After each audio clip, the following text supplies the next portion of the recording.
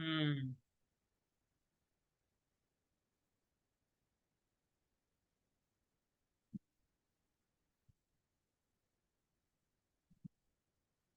কি বলছিলাম আমি?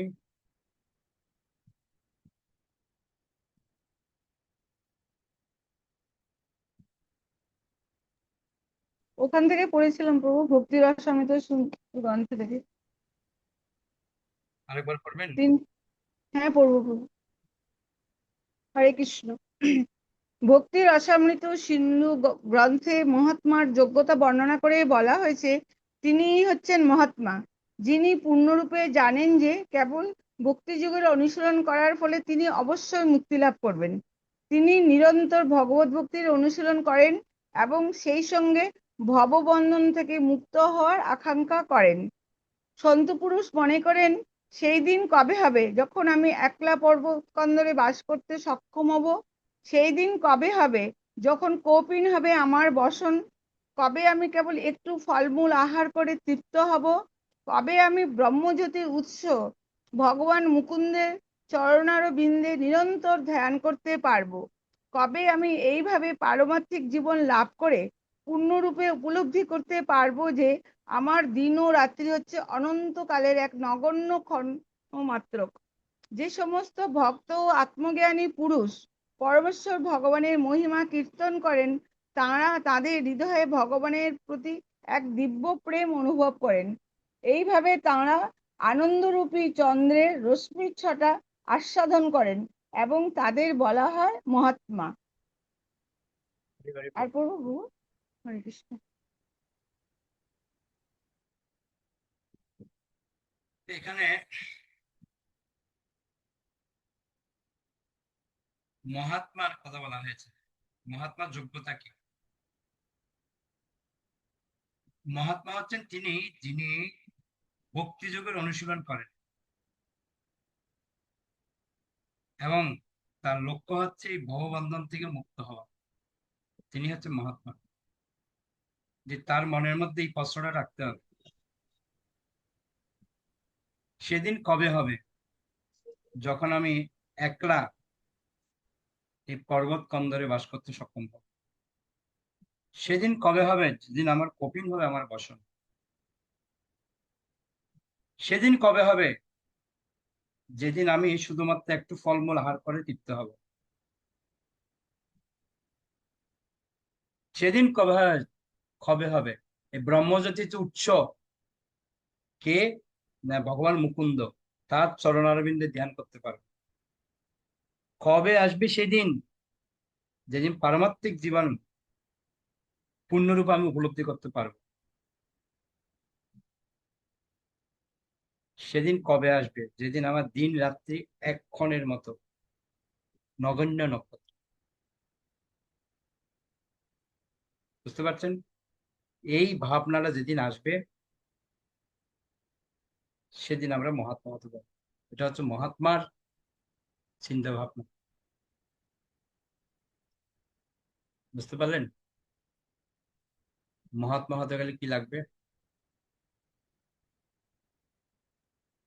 এই প্রশ্নটা আমাদের মধ্যে যদি আসে,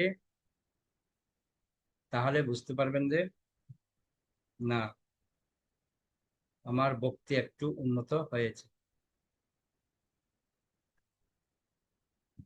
বুঝতে পারলেন? এই প্রশ্নটা আমাদের লিখে রাখা উচিত। এই যে প্রশ্নটা দিয়েছে না, একটি আমাদের মহাত্মারাও তাদের ভজনের মধ্যে গেয়েছে। কি গেয়েছে ভজনের মধ্যে? কবে হবে বলো সেদিন আমার, কবে হবে বলো সেদিন আমার, অপরাধ বুঝি শুদ্ধ নামে রুচি। এই যে ভজনটা অনেক লম্বা ভজন। এই শুদ্ধ নাম কবে হবে, কবে অপরাধ আমার মোচন হবে, এই যে চিন্তা, এই চিন্তাটা কবে আসবে?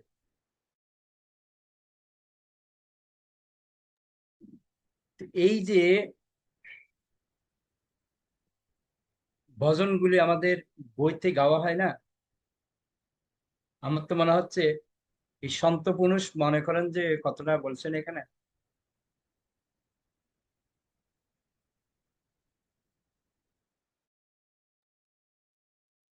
এই সন্ত পুরুষ যে কথাটা বলছে, ওই কথাটার সাথে যদি আমি মিলাই, আমাদের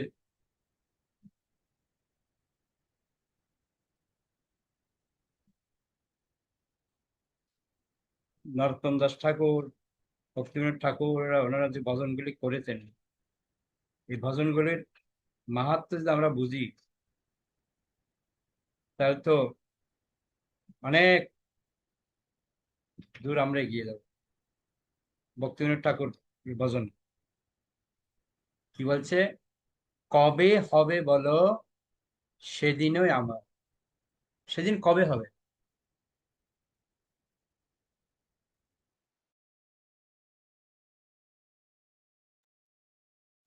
তো বলা হচ্ছে আমার আমার আমার, এখানে লেখা আছে দেখুন, আমার অপরাধ গুচি শুদ্ধ নামে রুচি। এই যে আমরা অনেক সময় অপরকে বলি, তো ওই জন্য এখানে ভক্তিবিনোদ ঠাকুর একদম মার্ক করে দিয়েছে, আমার অপরাধ গুচি শুদ্ধ নামে রুচি, কৃপা বলে হবে হৃদয়ে সঞ্চার। কবে হবে? তিনাদিকহীন কবে নিজে মানি, সহিষ্ণুতা গুণ হৃদয়ে ত্যান। এই সহিষ্ণুতা ভাবটা কখন আমার হৃদয়ে আসবে? বুঝতে পারলেন? সকলে মানধ আপনি অমান। ঠিক আছে? সকলে মানধ আপনি অমান, হয়ে আস্বাদিব নাম রসসার। কবে আমার আস্বাদন হবে? আমি ওদিকে যাচ্ছি না, অনেক লম্বা ব্যাপার। তো এই যে ভজনটা আমি কেন বললাম, এখানেও সেম কথাটা বলছি, কবে আমি ফলমূল খেয়ে ভজন করব, কবে আমার পোশাকের প্রতি কোনো কি থাকবে না, আমার ভজনের প্রতি আমাদের কবে আসক্তি আসবে, পোশাক আমাদের কখনো আহ, মূল ভূমিকা প্রদান করবে না। যেমন আমরা দেখতে পাই যে দেবহূতি দেবহূতি শুধু তার স্বামীর সেবায় করে গেছেন, কখনো সাজ গোজ এসবের কোনো প্রশ্নই ছিল না। তো এটাই বলছে এখানে, কবে আমার মুকুন্দের চরণারবিন্দে ধ্যান করতে পারো, কবে আমি আমার পারমার্থিক জীবনের পূর্ণরূপ উপলব্ধি করতে পারবো।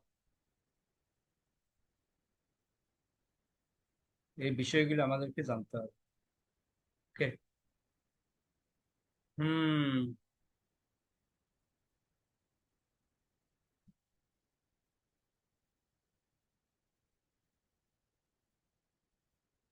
মৃত্যুঞ্জয় মাতাজি পড়ুন তো, পরে দুটো হরে প্যারা। কৃষ্ণ প্রণাম।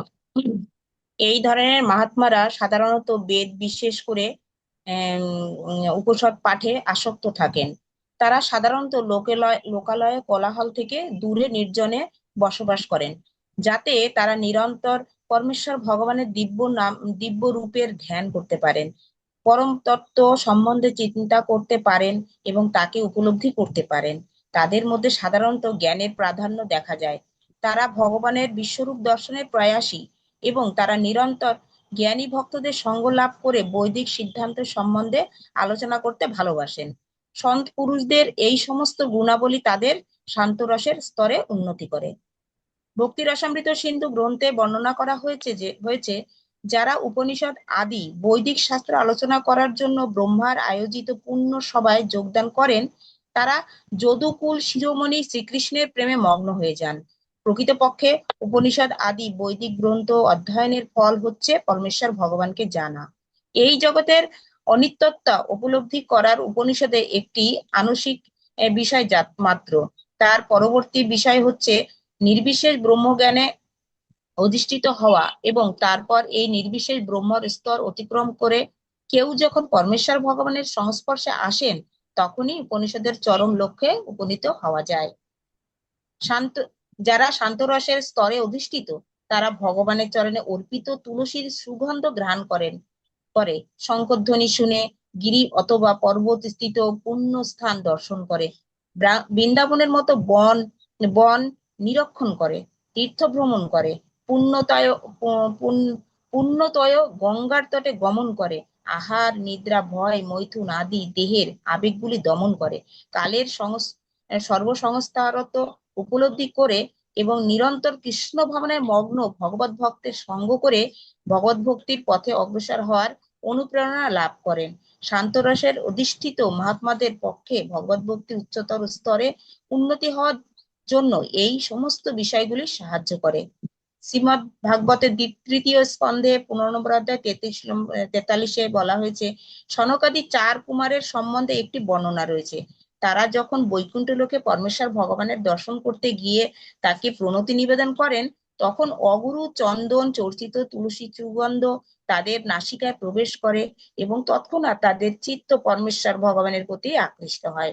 যদিও এই 4 জন মহাত্মা নিরন্তর নির্বিশেষ ব্রহ্মার চিন্তায় মগ্ন থাকতেন, কিন্তু ভগবানের সঙ্গ লাভের প্রভাবে এবং ভগবানের চরণে অর্পিত তুলসীর সুগন্ধ ঘ্রাণ করে তৎক্ষণাৎ তাদের সমস্ত শরীরে রোমাঞ্চিত হয়।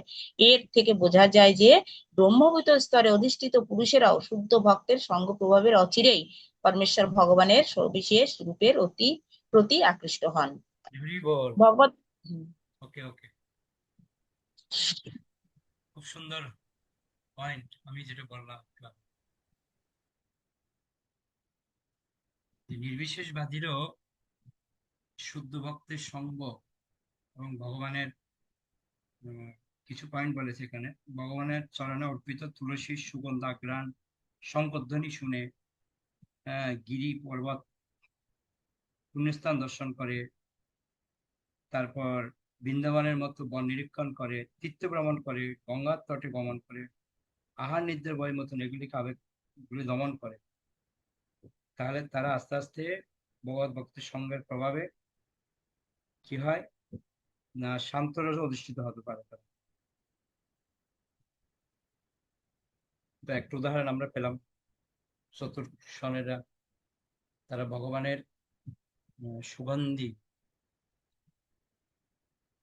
অর্থাৎ তুলসী চন্দন চর্চিত ফুলের ঘ্রাণের প্রভাবে তাদের যে আধ্যাত্মিক প্রগতি সেটা বৃদ্ধি পায়। ওকে, তাহলে আমরা এখানেই রাখি আজকে। কারো কোনো প্রশ্ন, বুঝতে কোনো অসুবিধা? তাহলে আমরা প্রভু এখানে হরে কৃষ্ণ প্রভু, এখানে এই যে এই শান্তরসের স্তরে যারা অধিষ্ঠিত তাদের এই যে মানে যে এগুলো চিন্তা ভাবনা গুলো কত সুন্দর, এইটা খুব ভালো লেগেছে। মানে সুগন্ধ গ্রাণ করে শঙ্খধ্বনি শুনে গিরি অথবা পর্বতস্থিত পূর্ণ স্থান দর্শন করে, মানে তারা সেখানে দাঁড়িয়ে মানে মনে মনে সেটাকে মানে দর্শন করে, তাই তো প্রভু? এটা আলাদা। শঙ্করধ্বনি যখন শুনে এর একটা প্রভাবেই তাদের শান্ত রসস্তর অধিষ্ঠিত হতে পারে, ওটা একটা স্তর। আবার গিরি গোবর্ধন পর্বত বা যে কোনো পর্বতের পুণ্যস্থান দর্শন করলে তার প্রভাব হতে পারে, মানে সঙ্গের প্রভাব বলা হচ্ছে। শঙ্করধ্বনি শুনে যদি ওর সঙ্গ হয় ওটার প্রভাব হতে পারে, বা কোনো তীর্থস্থান ভ্রমণ করলে ওখানে যদি কোনো সঙ্গ পায় সেটা হতে পারে। এটা নির্ভর করবে আমাদের যিনি শঙ্করধ্বনি করছেন তার শুদ্ধতার উপর, তাই না? ভগবানের চরণে যে অর্পিত তুলসী, ওর তো স্পর্শ করলে বা ঘ্রাণ শুকলেই তো তৎক্ষণাৎ পরিবর্তন হবে। এটাই বলছি, এটা আলাদা আলাদা পয়েন্ট পয়েন্ট করে বলছি। কোনো না কোনো একটার প্রতি যদি তার স্তর অধিষ্ঠিত হতে পারে তাহলে শান্ত রসের মাঝে সে থাকতে পারে। শুদ্ধ অনেক ভক্তের সঙ্গ লাগবেই, মেন কথা হচ্ছে এটা। ওকে, ঠিক আছে, তাহলে আমরা বৈষ্ণব প্রণাম করে শেষ করি। বাঞ্ছা কল্পতরুভ্যশ্চ কৃপা সিন্ধুভ্যেব চ পতিতানাং পাবনেভ্যো বৈষ্ণব মন্ত্র বৈষ্ণববৃন্দ কি জয়। জয় গো।